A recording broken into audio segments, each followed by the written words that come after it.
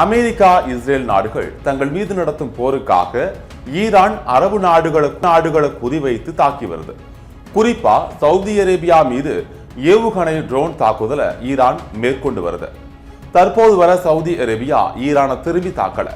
இப்படியான சூழலை தான் ரெட் லைனை தொடுவதால சவுதி அரேபியா அமெரிக்கா இஸ்ரேலுடன் சேர்ந்து ஈரானை தாக்க தயாராகிக்கிட்டு வருது அப்படிங்கிற திடுக்கிட வைக்கும் தகவல் வெளியாகி இருக்கு. ஈரான் மீது அமெரிக்காவும் இஸ்ரேலும் போர் புரிந்து வருகின்றன. இதற்கு ஈரான் பதிலீடு கொடுத்து வருது. அந்த வகையில சவுதி அரேபியாவையும் ஈரான் தாக்கிட்டு வருது. சவுதி அரேபியாவில் அமெரிக்காவின் பிரின்ஸ் சுல்தான் விமானப்படை தளம் இருக்குது. அது மட்டுமின்றி அமெரிக்காவும் சவுதி அரேபியாவும் நட்பு நாடுகளாக இருக்காங்க. ஈரானுக்கும் சவுதி அரேபியாவுக்கும் இடையே மோதல் தொடர்ந்து இருந்துட்டு வருது. இதனால தான் ஈரான் சவுதி அரேபியாவை இந்த இடத்தை குறி வைத்திருக்கு. சவுதி அரேபியாவின் மிகப்பெரிய கச்சா எண்ணெய் ஆலையான சவுதி அரம்கோ மீது தாக்குதல் நடத்தி இருக்கு. அது மட்டுமின்றி ஈரான் தனக்கு சொந்தமான ஹார்முஸ் ஜலசந்தி கடல்வழி பாதையை மூடுவதா அறிவிச்சு சவுதி அரேபியாவின் கச்சா எண்ணெய் வர்த்தகத்துக்கு செக் வச்சிருக்கு. ஹார்முஸ் ஜலசந்தியை மூடி இருக்கிறதால சவுதி அரேபியா செங்கடல் வழியாக வர்த்தகத்தை தொடங்கும் அப்படின்னு அறிவிச்சிருக்கு. மேலும் நாளுக்கு நாள் ஈரான்ல போர் தீவிரமாகிக்கிட்டே வருது. ரியாத்தில் உள்ள அமெரிக்க தூதரகம் உள்ளிட்டவற்றின் மீது தாக்குதல் நடத்தப்பட்டிருக்கு. மேலும் ஒரு நாட்கள்ல சவுதி அரேபியாவில் இருக்கக்கூடிய கடல் நீரை குடிநீராக்கும் நிலையங்களையும் ஈரான் குறிவைக்கலாம் அப்படின்னு கூறப்படுது.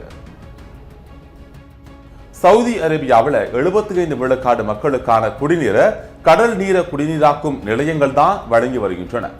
குறிப்பாக தலைநகர் ரியாத்தில் உள்ள மக்கள் இந்த சுத்திகரிப்பு தண்ணீரை தான் குடிச்சிட்டு வராங்க. இதனை ஈரான் தாக்கி விடுமோ அப்படிங்கிற பயத்துல சவுதி அரேபியா இருக்குது. சவுதி அரேபியாவை பொறுத்தவரை யாருடனும் சண்டை போவது கிடையாது. ஆனா ஈரான் தற்போது சவுதி அரேபியாவின் ரெட் லைனை தொடுது. அதாவது சவுதி அரேபியாவின் கச்சா எண்ணெய் நிலையம், கடல் நீரை சுத்திகரிக்கும் நிலையம், விமானப்படை தளங்களை ஈரான் குறி வச்சிருக்கு. இந்த இடங்களை தொட்டா சவுதி அரேபியாவின் பொருளாதாரம், மக்களின் வாழ்வாதாரம் பெரிய அளவுல பாதிக்கப்படும். இதனால சவுதி அரேபியா கடும் கோபமா இருக்குது. நீண்ட காலமாக போர விரும்பாம இருக்கும் சவுதி அரேபியா விரைவில் தனது நிலைப்பாட்டை மாற்றி போருக்கு எஞ்சி கொடுக்கும் நிலைக்கு தள்ளப்பட்டிருக்கு. இதனால விரைவில் சவுதி அரேபியா இஸ்ரேல் மற்றும் அமெரிக்காவுடன் சேர்ந்து ஈரானை தாக்க வாய்ப்பு இருப்பதா தகவல் வெளியாகி இருக்கு. ஒருவேளை சவுதி அரேபியா ஈரானை தாக்கும் பட்சத்துல அது மத்திய கிழக்குல இன்னும் பெரிய போரா மாறும் அப்படின்னு சர்வதேச அரசியல் நோக்கர்கள் வார்னிங் கொடுத்திருக்காங்க. ஈரான் சவுதி அரேபியாவின் ரெட் லைனை தொட்டிருக்கு. இதனால சவுதி அரேபியாவின் நிலைப்பாடு முற்றிலுமா மாறி இருக்கு. அமெரிக்கா, ஈரான், இஸ்ரேல் மோதலின் போது சவுதி அரேபியா நடுநிலை வகிக்கும். இதனால சவுதி அரேபியாவின் உள்கட்டமைப்புகள் மீது தாக்குதல் நடத்தக்கூடாது என ஏற்கனவே சவுதி அரேபியா ஈரானுக்கு மெசேஜ் அனுப்பியிருக்கு. ஆனா ஈரான் அதனை ஏற்கல. இஸ்ரேல் அல்லது அமெரிக்காவால் தொடர்ந்து தாக்குதலை எதிர்கொண்டா சவுதி அரேபியாவையும் விடமாட்டோம், தாக்குதல் நடத்துவோம்னு ஈரான் தெரிவிச்சது.